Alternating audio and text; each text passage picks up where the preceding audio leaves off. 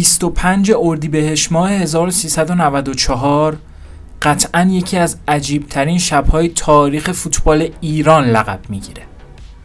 شبی که تیتیا مست در رویای قهرمانی خبر نداشتن که شاگردان فرکی در اصفهان جام قهرمانی و بالای سر بردن.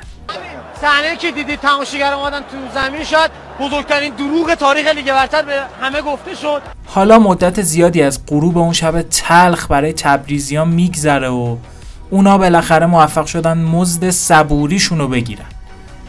بعد از گذشت 3640 روز از اون تاریخ برای اولین بار تبریزی‌ها جام قهرمانی رو به خونه میبرن. تراکتور مدل 403-404 از درون دروازه تا نوک خط حمله BA با نقص کار کرد.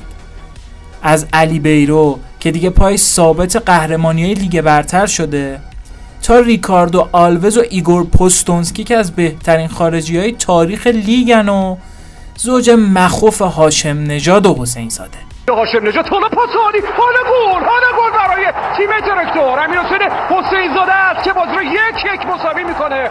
شور و هیجان رو میاره روی سکوها. بازی 1-1 مساوی میشه. در فصلی که گذشت حاشیه‌های زیادی اطراف تراکتور بود. حاشیه‌هایی که قصدشون دور کردن تیتیا از جام قهرمانی بود.